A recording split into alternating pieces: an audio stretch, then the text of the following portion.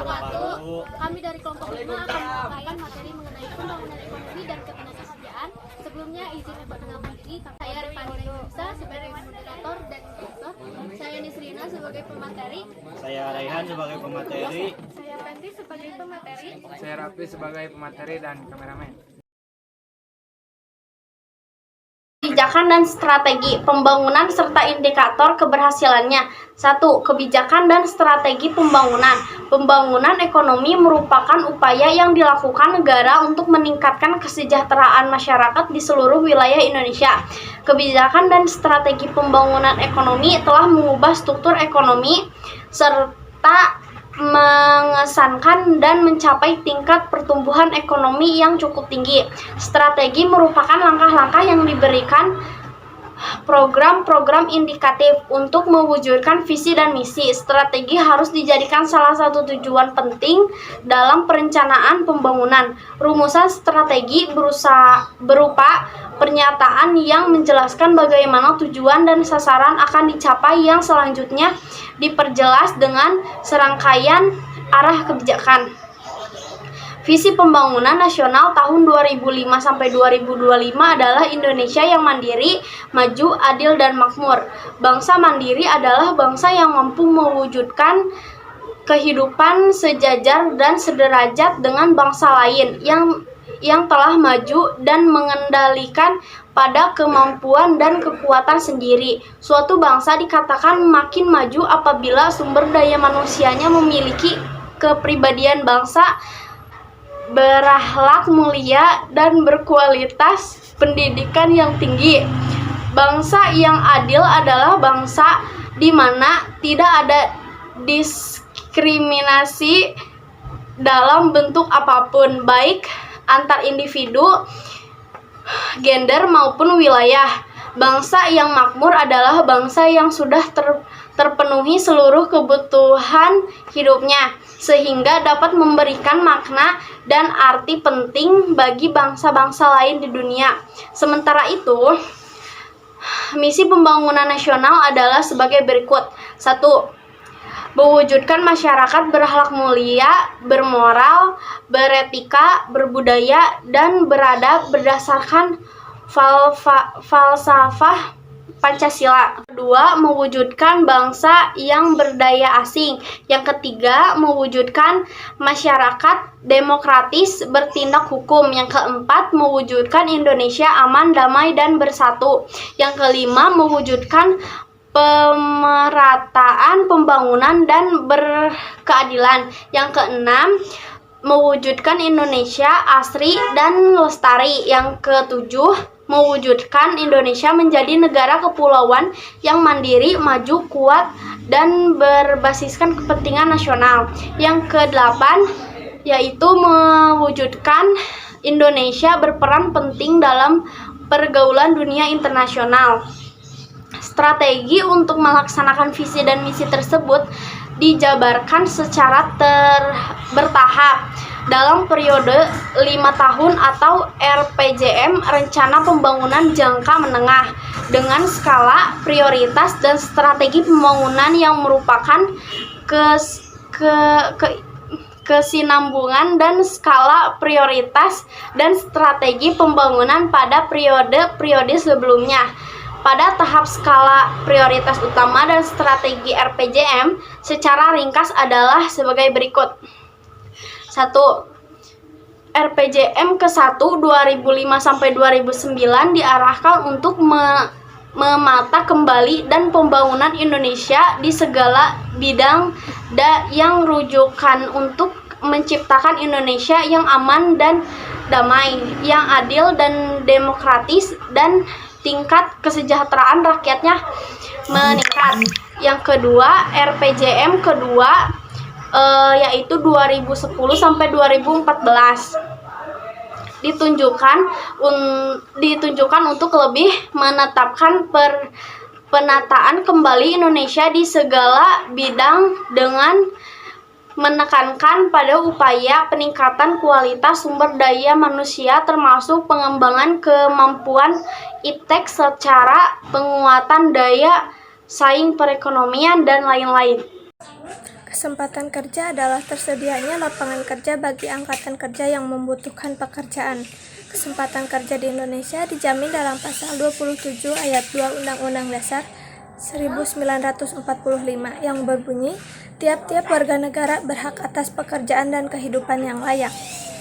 Jumlah penduduk Indonesia merupakan keempat terbesar di dunia setelah RRC.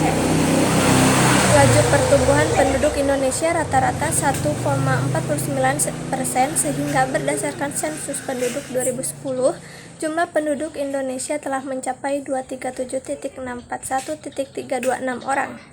Pada tahun 2004, jumlah angkatan kerja Indonesia mencapai 103.97 juta orang. Angkatan naik menjadi 116.53 juta orang pada bulan Agustus 2010. B. Jenis-jenis tenaga kerja. Tenaga kerja dapat dibagi dalam beberapa jenis. 1. Tenaga kerja rohaniah atau non-fisik. 2. Tenaga kerja jasmaniah atau fisik. Tenaga kerja juga dapat dibagikan berdasarkan keahlian. 1. Tenaga kerja terduduk. 2. Tenaga kerja terlatih. 3. Tenaga kerja tidak terdidik dan tidak terlatih. C. Masalah ketenaga kerjaan. Indonesia memiliki sumber daya alam dan sumber daya manusia yang melimpah. Namun dapat menjadi permasalahan dalam pembangunan ekonomi terutama berkaitan dengan tenaga kerjaan. Hal itu menyebabkan pertumbuhan ekonomi dan kesejahteraan masyarakat tidak merata.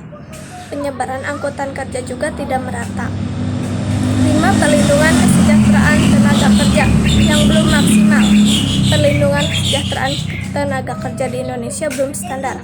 Pemerintah memiliki peranan dalam mengantisipasi dan mengatasi masalah-masalah tenaga kerjaan melalui cara 1. Menyusun dan mengawasi pelaksanaan sebagai peraturan ketenaga kerjaan. 2. Meningkatkan kualitas dan produktivitas tenaga kerja. 3. Mengembangkan kesempatan kerja dalam negeri. 4. Mengembangkan kesempatan kerja luar negeri. 5. Perlindungan tenaga kerja. 6. Membina hubungan industrial dalam negeri dan internasional. Upaya meningkatkan kualitas tenaga kerja, kita tentu saja perlu berusaha untuk menciptakan iklim yang mendukung perluasan lapangan kerja, meningkatkan kualitas dan produktivitas tenaga kerja, dan meningkatkan kesejahteraan tenaga kerja. Salah satu langkah awalnya adalah meningkatkan mutu tenaga kerja. Dalam mencari kerja, seseorang harus membekali dengan berbagai keterampilan dan pengetahuan yang disyaratkan oleh perusahaan secara umum seperti keterampilan komputer, bahasa Inggris, dan keahlian khusus yang sesuai pekerjaan. Yang bekerja bukan hanya berarti bergabung dengan suatu, menanamkan jiwa wirausaha atau perusahaan. Bila belum atau tidak bekerja pada insan atau perusahaan, seseorang bisa bekerja secara mandiri dengan berwirausaha seperti berternak ayam, budidaya anggrek, atau berdagang. Setiap individu harus bisa mengembangkan kemampuan atau bakatnya untuk mengenali peluang super membuat produk baru, menentukan cara produksi baru, menyusun operasi untuk pengadaan produk baru, memasarkan dan mengatur permodalan operasinya. Sistem upah. Upah yang berlaku di Indonesia beragam. Ada upah harian, upah mingguan, dan upah bulanan. Namun sistem pembayaran upah tergantung pada kondisi permintaan, penawaran tenaga kerja, dan penerimaan kerja, serta upah minimum. 1. Permintaan dan penawaran tenaga kerja. Secara umum, tingkat upah bisa dianalisis dengan hukum penawaran dan permintaan tenaga kerja. Jika penawaran lebih besar daripada permintaannya, tingkat upah cenderung turun. Begitu pula sebaliknya. Jumlah pencari kerja begitu banyak. Dalam hal ini bisa kita katakan bahwa pencari kerja adalah orang yang menawarkan jasa untuk bekerja, sedangkan pemberi kerja adalah pihak yang meminta jasa dan pencari kerja. Tingkat pengangguran. Pengangguran adalah orang yang tidak mempunyai pekerjaan, sedang mencari pekerjaan, atau sedang mempersiapkan suatu usaha baru. Sedangkan tingkat pengangguran adalah perbandingan antara jumlah penganggur dan jumlah angkatan kerja. dalam kurun waktu tertentu yang dinyatakan dalam bentuk persentase. Di Indonesia, berdasarkan tingkat pendidikan, jumlah penganggur didominasi oleh lulusan SLTA ke bawah. Ada SLTA, SLTP, SD, dan di bawah SD. Jenis pengangguran dan penyebabnya. Yang pertama ada pengangguran konjungtor atau siklis. Adalah pengangguran yang berkaitan dengan turunnya kegiatan perekonomian negara. Yang kedua ada pengangguran struktural. Adalah pengangguran yang terjadi karena perubahan struktur atau perubahan komposisi perekonomian.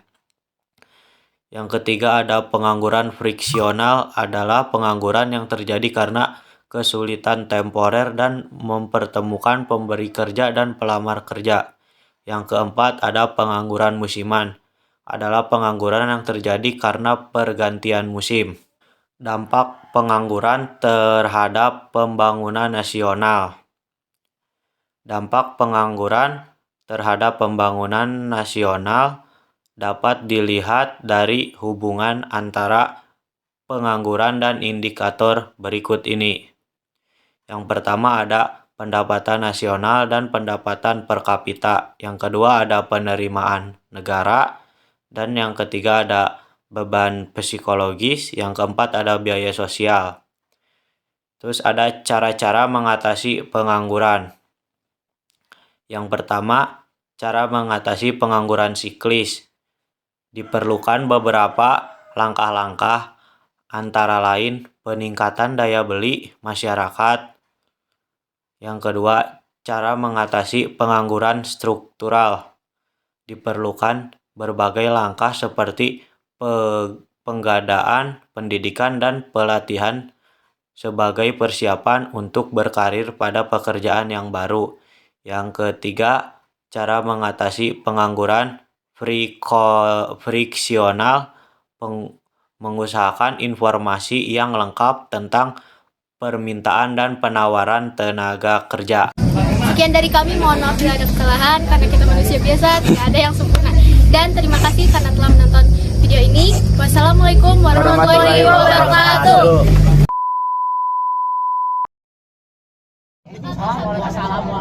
Bagus di video sama. Biasa, tidak ada yang sempurna. Buntin, bos. Ikan belum diulang